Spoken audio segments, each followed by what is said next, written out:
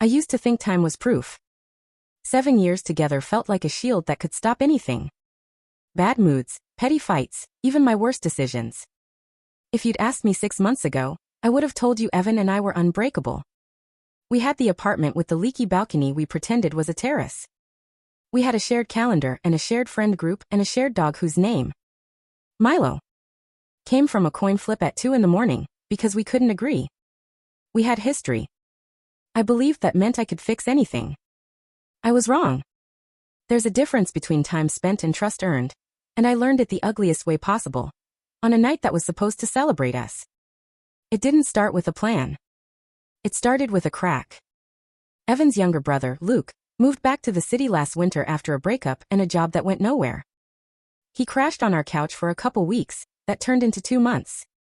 Luke is the kind of person who fills a room without trying.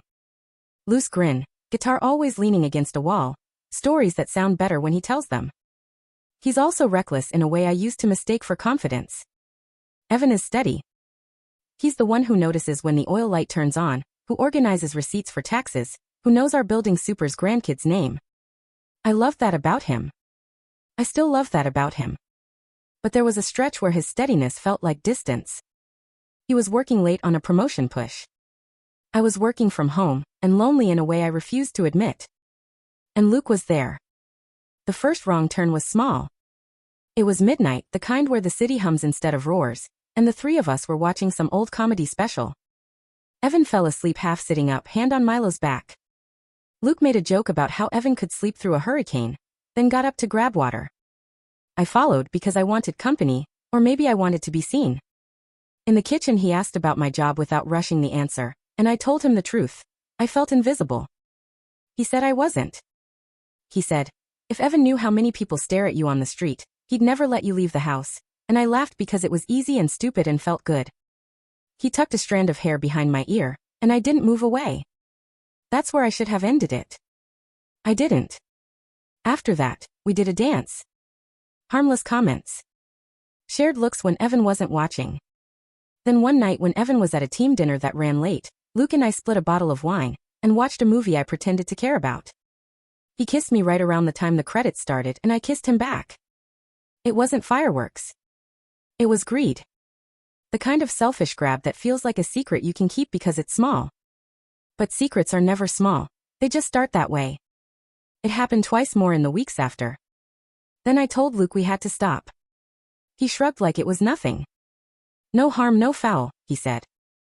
I told myself it was over. I decided not to tell Evan because I thought confessing would be about me, not about repair. I told myself silence was kinder. I told myself a lot of things that made my life easier and my conscience worse. Evan kept planning our 7-year anniversary party, like it was a second wedding we never had. He booked the back room of our favorite neighborhood restaurant, the one with the brick walls and the string lights.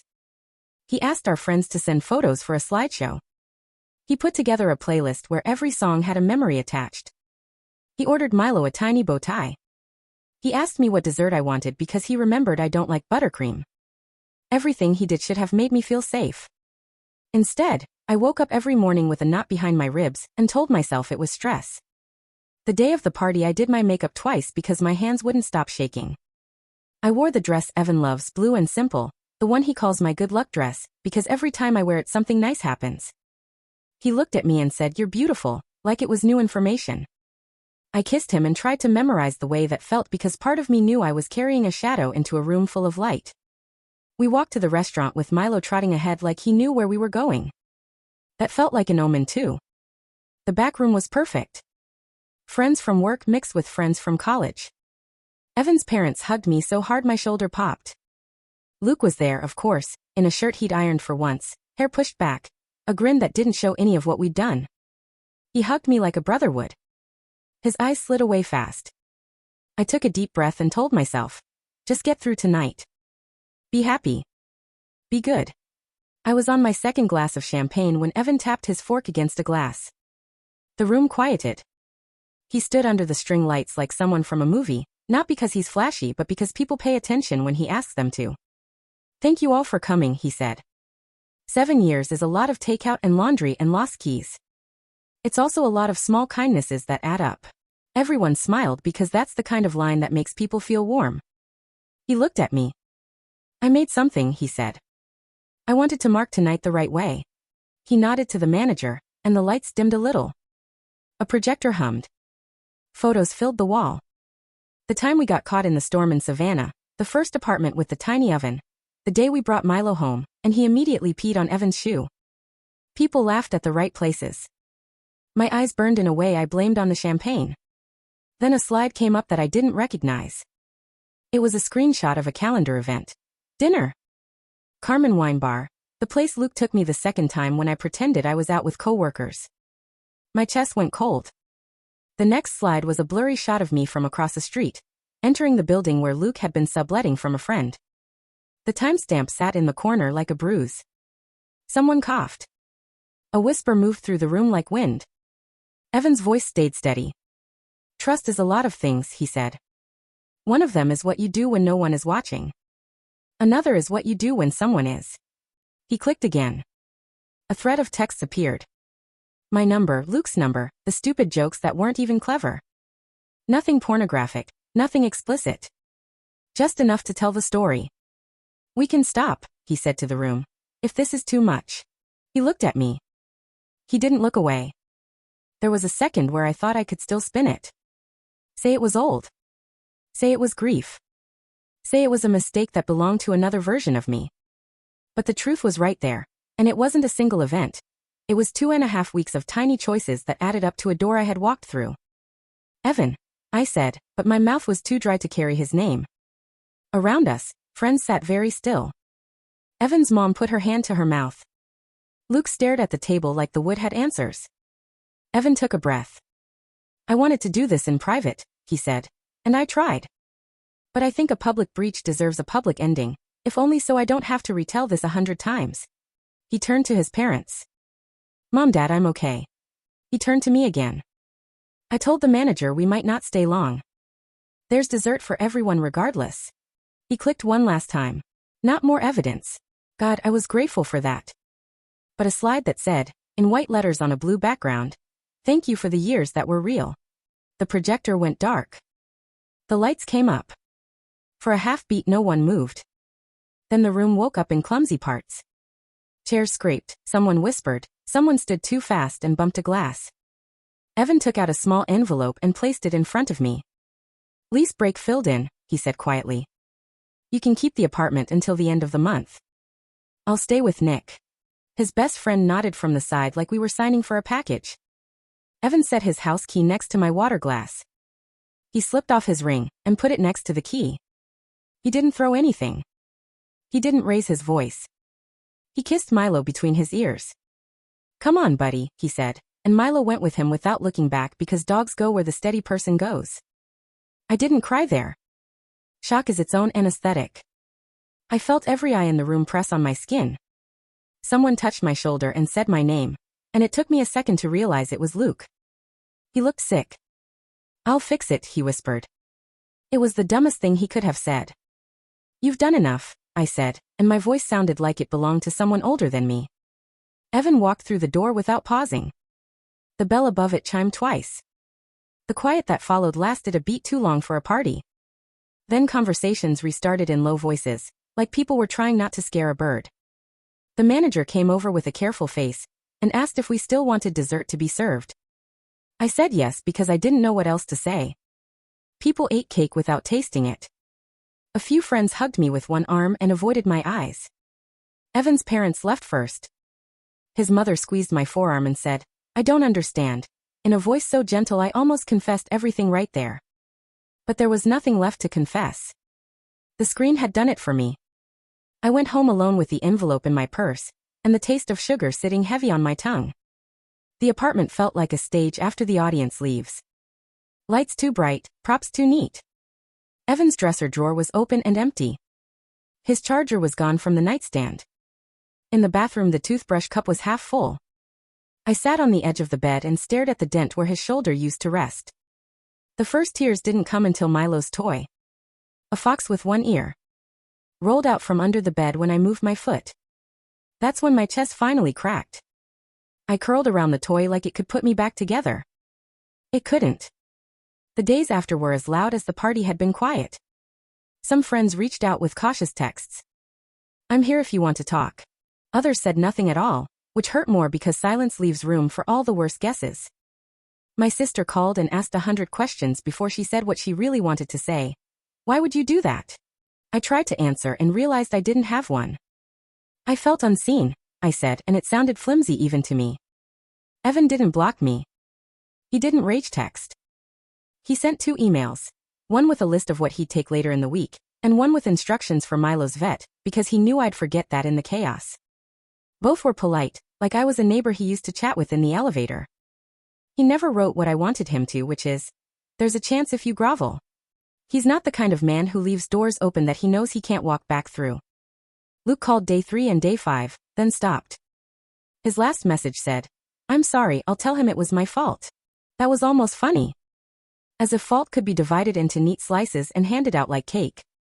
Evan's dad picked up the rest of his things on a Saturday with a quiet nod, like we were completing an errand. He loaded Evan's bike and toolbox and 2 boxes of books into his truck. When he came back up the stairs, he stood in the doorway for a long moment. "He'll be okay," he said, not unkindly. It was the closest anyone got to a kindness I could accept. I said I knew. I did know. The thing about steady people is they don't crumble the way you expect, they reorganize. He was already building a life that didn't include me, one that might even be better because of the decision he made under a string of restaurant lights, surrounded by proof that people would witness him choosing himself. The fallout spread in other directions too. People talk. The story turned into a game of telephone where the facts stayed mostly intact. At work, 2 co-workers who'd been at the party kept their distance in a way that felt like a mirror. I took too many breaks in the bathroom just to breathe. I stopped wearing the blue dress because it made me sick to look at it. I tried to call Evan once after midnight because loneliness is a liar, and told me he might answer then. He didn't. He texted the next morning, "Please respect the boundary." It wasn't cruel.